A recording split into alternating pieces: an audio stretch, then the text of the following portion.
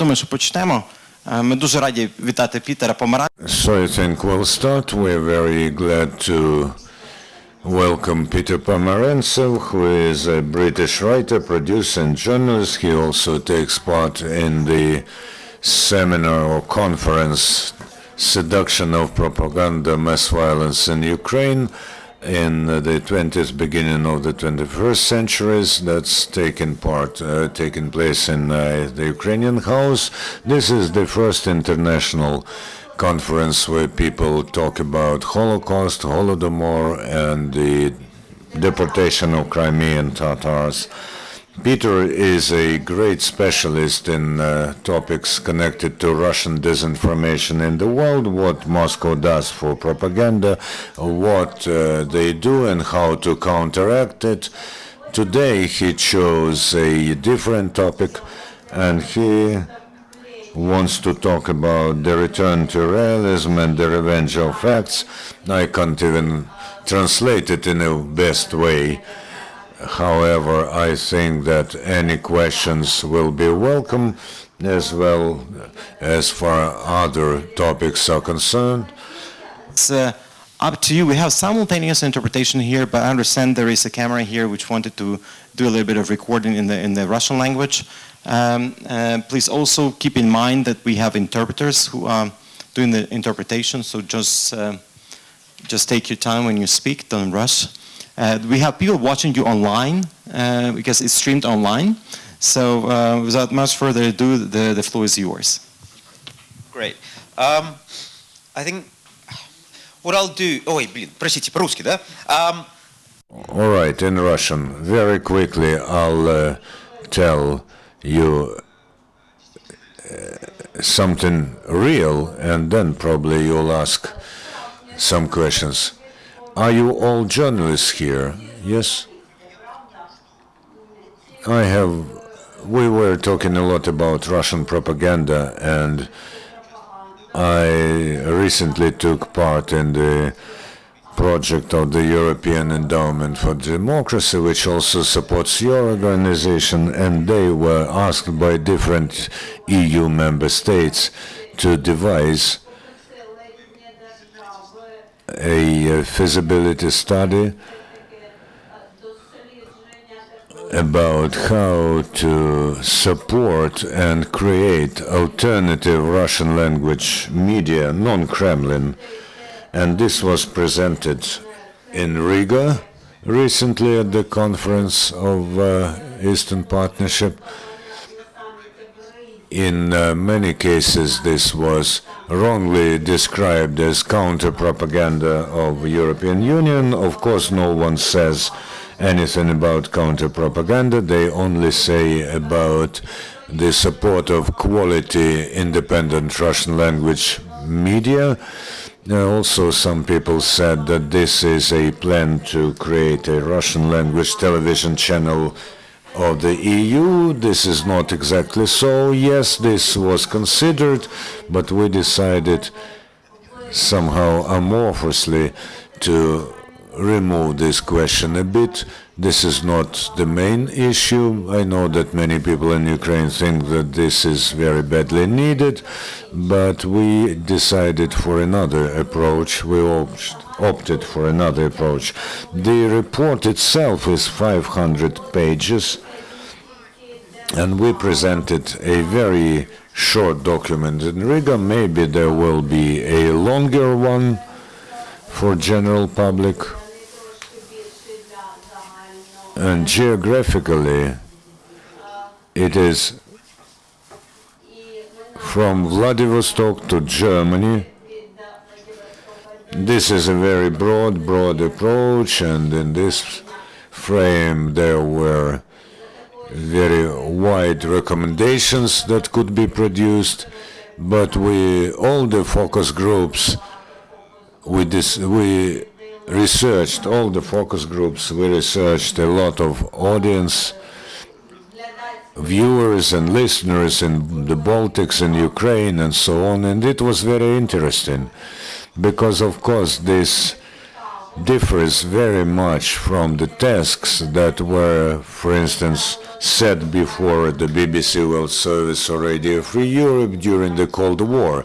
There was an information curtain then, and you had to break through it and through censorship. And for many countries that we looked at, even for Russia, they do have access to various information. It is there. Even in Kharkiv, you can watch both Ukrainian and Russian channels. And the reaction of people is that there's porridge in their brains, and they don't know what to believe. And that's the major argument of liberalism and mass media is that if people have a lot to choose from, then they can choose. But it turns out that when there are so many views and so many points of views, then people don't know what to believe. For instance, in Estonia, when asked whom do you believe when we're talking about the Boeing crash, they say no one. They don't believe Russians, but they don't believe anyone else. So they gravitate to you when you are more emotional and more cinematographic, and in this respect the Russians are winning because they say, for instance, the Russian news is more objective because they are more emotional, or for instance because Russian journalists are under bullets and Ukrainians are not there. And people do not mind that the Russians are discarding any objectivity or any facts. But people like this. They are linked to the general emotional Russian media world. So the challenge here is that stands in front of, that faces the attempts to create an independent Russian language mass media is to how to win back people's trust, because truth is not enough now. People are filtering it. So how to win this trust? We have a lot of proposals how to do this. For instance, volunteer projects like Stop Fake, where people trust because they are doing the same. And in Ukraine and the Baltics, there is no real social documentaries, deep but entertaining at the same time. For instance, different television formats where local social topics are worked upon, and we have some proposals of how to win back this trust. Everybody understands this, but there's no normal Russian language news agency. RIA Novosti tried to do this in 2008, 2011, but at the moment there is no such agency. So these are tidbits of the issues that we touched upon. The question whether the Russian language TV channel will be created by the European Union, we decided that the major thing is not to build a roof, but to build a basement and a foundation. The Russian language news agency, then to analyze how people would give, how different funds would give money for Russian language mass media, like Denmark supports Medusa, and Renaissance Foundation supports Stop Fake, and a lot of people were working on the issue how to rightly support Russian language mass media. So this is the report. You can download it from the European Endowment for Democracy, and I can also very gladly speak about wine and poetry, or about this topic if there are any questions. Very, very normal Ukrainian and Russian name Petro, Piotr. We have some questions to Petro. Who will be the first to ask? Could you please tell us more about the research that you conducted on Russian propaganda. The situation on Germany is very interesting. In Germany, the Russian language population in Germany and the work with German press. Can we say that the situation in Germany is radically different from the UK, as we think that in the UK the influence is very minimized? No, by the way, we did not include Germany. However, many people think that they should be included. 3 million Russian language speakers there, and they are in their own information bubble. It would be very interesting to look and see what they think. They are in a very different field, but they are still linked to Russian mass media. The situation in Germany, honestly, I think I will take part in researching the German situation. It is very contradictory. 43% of Germans, I think I read this somewhere, do not believe their mass media where Ukraine is concerned. They just don't trust it. It doesn't matter whether pro-Ukrainian or pro-Russian. And there is a systemic crisis of media, especially in America after the Iraq war. The trust towards media used to be 60%, but now it's only 40%. And this is real, and Russia does play on this field. They try to get into the information field as far as they could. This is the systemic crisis of journalism and trust to authorities. This is very dangerous, because if we cannot agree on reality, we cannot build policy on this reality. And this all goes into chaotic islets. I can't even understand how you can build a society if you cannot agree on basic facts.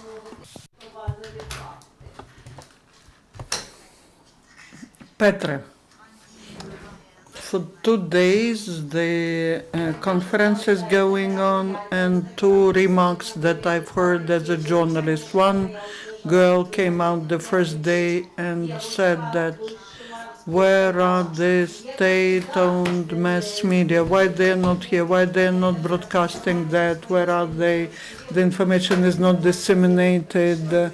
We need this information to be broadcast by everyone, which is quite complicated, dramatic, and tragic. That was the first remark. And the second one was that European viewer, listener, reader, user of internet got used to information, to 2 sides, different views. And those who order the propaganda using that, so that revenge of facts or seduction of propaganda, what can we oppose to that? 2 extremes. Well, I almost understood, maybe not exactly, the seduction of propaganda. The first day that was the seduction of state counter propaganda. The girl said, where are the state-owned mass media? Everyone is trying to make them public, so that this is different dimension of media space, but there's a desire so that they come and tell where the truth is. And second, the Europe, which is brought up on different standards, it gets into such traps of propaganda. And what was the question? What's your attitude to both remarks? How to overcome that seduction of propaganda? Do you believe that we do need counter-propaganda fighting with Russia? There are 2 things happening. One is the war against information. With the assistance of disinformation, now the countries are doing it. Previously, these were businessmen who were doing it.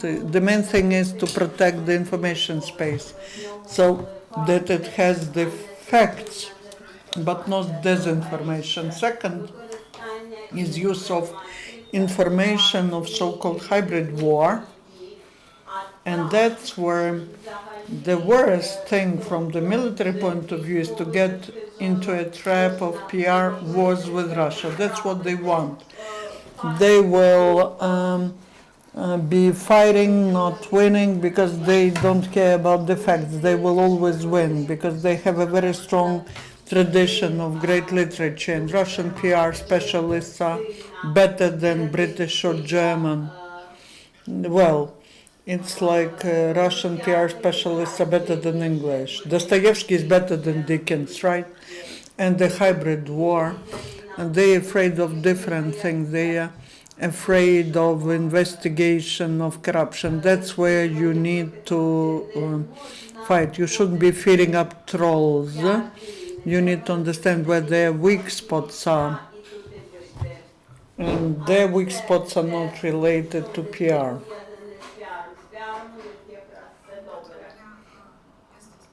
Here I am, Peter. I have a question, and it's of applied nature. Ukrainian journalists, many of them, they declare in they make declarations in social networks.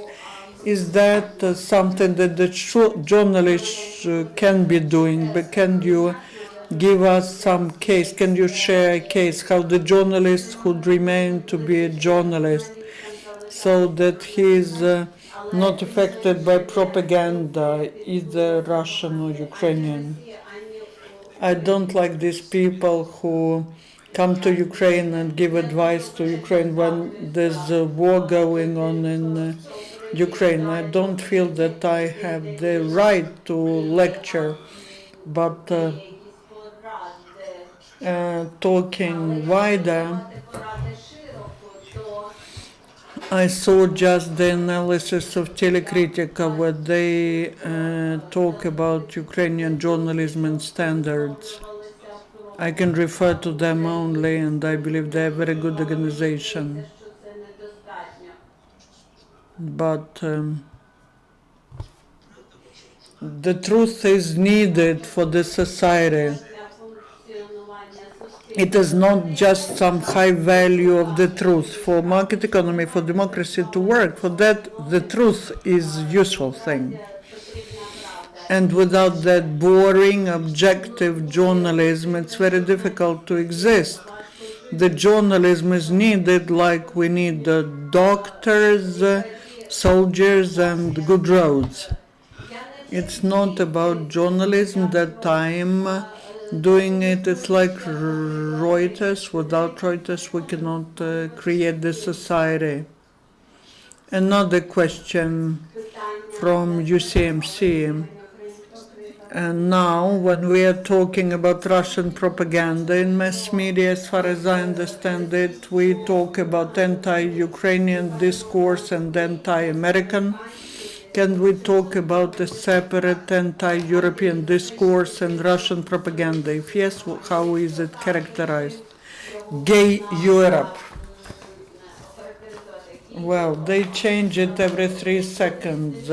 They don't care. They have instrumental approach to ideology. They need this minute evil Europe, and then next minute they say, hey Europe, let's do it against America. They change it every second. There's no whole picture. Today Brussels is our friend, tomorrow is our enemy. And that is, they use it for some tactical purpose.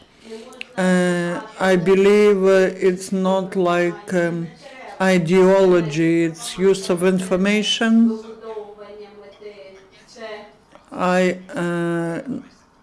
Weaponized information.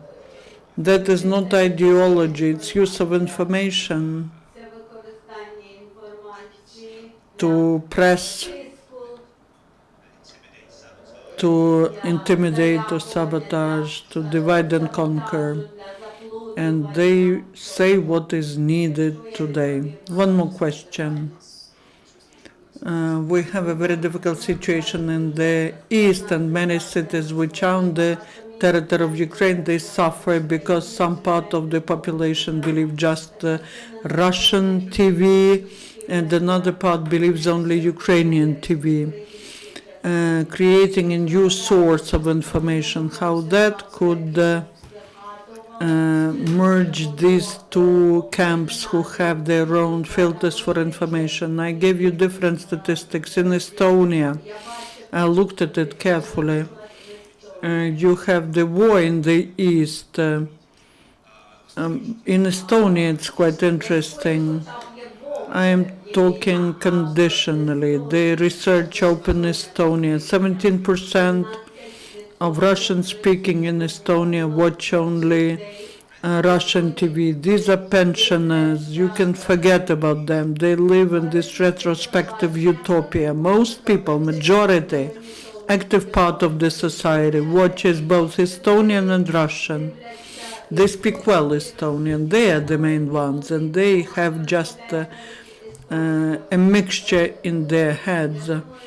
Those old people who live in this bubble, they're not the threat. The main thing is active part of the population. You need to develop relations with them. What I saw in Kharkiv, the statistics, you can see it in Telekritika. They don't believe Russian, they don't believe Ukrainian, but mostly they don't trust the local. I don't think that these are people who are passive. It's a strange game between media and a human being. There's a technology of brainwashing, but they work in sects. With TV, there's an influence, but people live in peace. They're not just sitting and watching TV. The problems are different there. They're not so passive over there. They're not like that. I have several clarifications.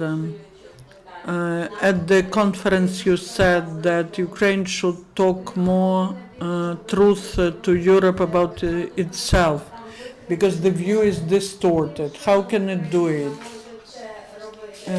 Very simple things, just the tour of a writer. What I was trying to do in England, I was talking about Andruchovich, Jaddan, Zabushka, God bless us, even at this level. And the state is not doing it. There are some intellectuals, authorities who are doing it. It's just public diplomacy. It's not about some PR campaigns. Nothing is done, but if it is done, it's done by volunteer organizations, and that's it. So the state should be doing it systemically. I don't know, just give more money to volunteers. When the state of Ukraine is doing it, it's not successful. You mentioned that, Enrique, the question was discussed about creating Russian language TV channel in the EU. No. And that was, we've been working on this report for 6 months. We decided to create the infrastructure and content. We start with the content. One of the ideas is to create the concept factory, which will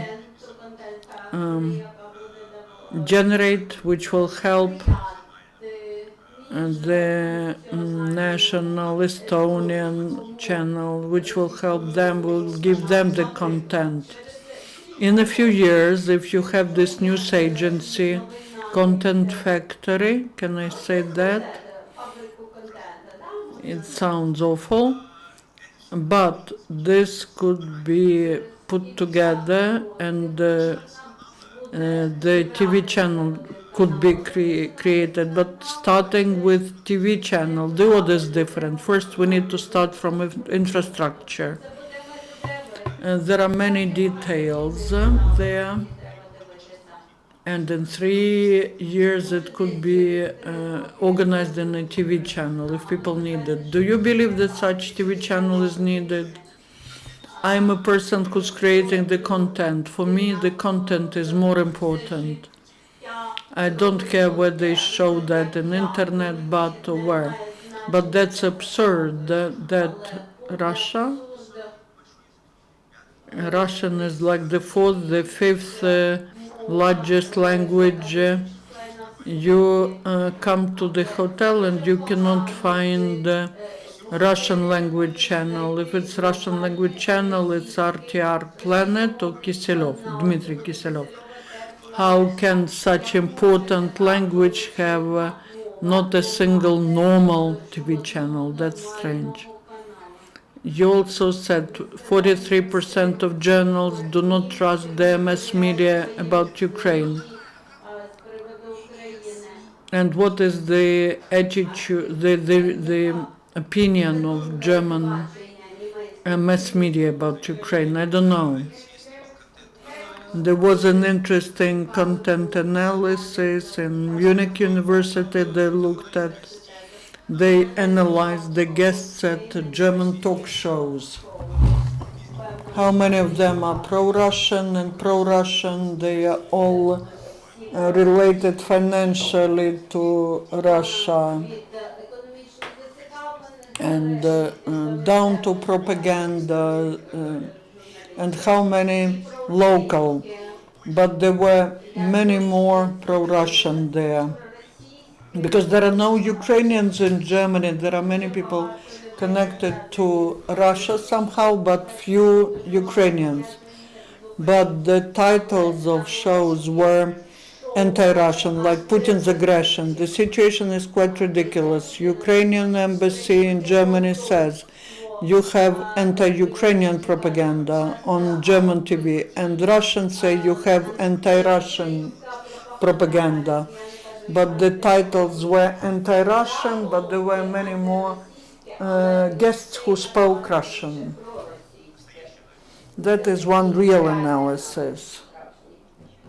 May I ask one more question? I understand you are not political scientist, not an expert, but what do you believe? How do you perceive the situation in Ukraine from the outside? What are the risks?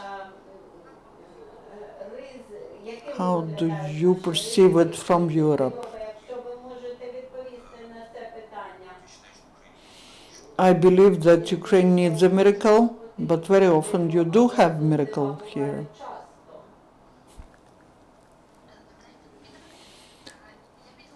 I saw how you talked to Foreign Policy Committee at the US Congress. I liked it. That was the first time. I would like to ask you, if you look